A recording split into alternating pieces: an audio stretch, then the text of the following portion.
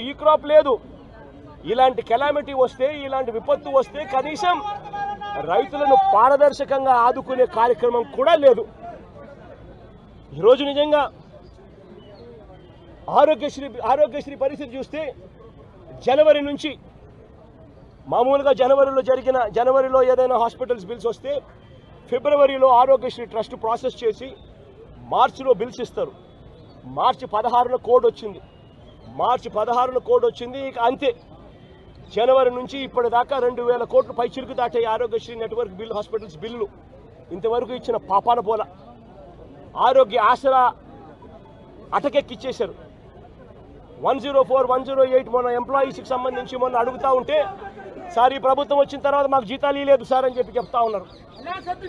ఈరోజు మెడికల్ కాలేజీలు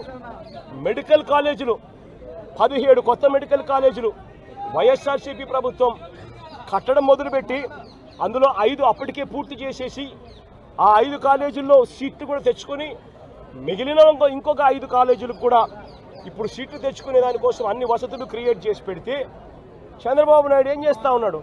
డబ్బుల కోసం మెడికల్ కాలేజీలు స్కాముల కింద మార్చేసి తనకు కావాల్సిన వాళ్ళ కోసం మెడికల్ కాలేజీలు అమ్మేసే కార్యక్రమం చేస్తూ ఉన్నాడు. 0 వేకెన్సీ పాలసీ తీసుకొచ్చి ప్రతి మెడికల్ కాలేజీలోనూ ప్రతి గవర్నమెంట్ హాస్పిటల్లోనూ ఉండాల్సిన డాక్టర్లు ఉండేట్టుగా, ఉండాల్సిన నర్సులు ఉండేట్టుగా 0 వేకెన్సీ పాలసీ మేము తీసుకొని వస్తే ఈరోజు మళ్ళీ హాస్పిటళ్లలో మందుల కొరత, హాస్పిటళ్లలో నాడు నేడు ఆగిపోయింది, హాస్పిటళ్లలో డాక్టర్ల కొరత, హాస్పిటళ్లలో నర్సుల కొరత, ఆరోగ్యశ్రీ బిల్లులు ఇచ్చే కార్యక్రమం లేదు. ఈరోజు పిల్లలకు సంబంధించి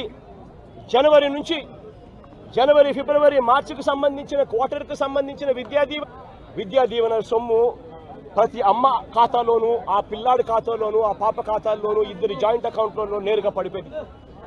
ఈరోజు విద్యా దీవెన 3 క్వార్టర్లకు సంబంధించి బిల్స్ పెండింగ్ ఉన్నా పట్టించుకునే నాతుడు లేడు. వసతి దీవెన ఇవ్వాల్సింది ఇవ్వకుండా అది కూడా ఎగరగొట్టేశారు. అమ్మఒడి అన్నది గాలి కొదిలేసినారు.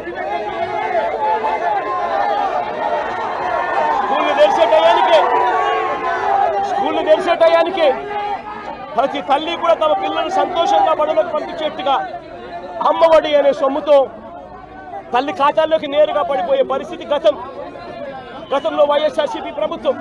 పిల్లలు ఇవాళ తిండి తినలేక పిల్లలు ధర్నాలు చేస్తూ హాస్పిటల్లోకి ఇవాళ చేరుతా ఉన్న పరిస్థితులు ఈరోజు కనిపిస్తూ ఉన్నాయి. బడులలో ఇంగ్లీష్ మీడియం గాలి కొదిలేశారు. టోఫుల్ అన్నది 3వ తరగతి నుంచి పీరియడ్గా పిల్లలకు పెడుతూ ఇంగ్లీష్లో తర్ఫీదిచ్చే కార్యక్రమం వైఎస్ఆర్సీపీ ప్రభుత్వం చేస్తూ ఉంటే ఈరోజు టోఫుల్ క్లాసులను పూర్తిగా ఎత్తేసినారు. నిజంగా నేను ఆశ్చర్యం కలుగుతా ఉంది.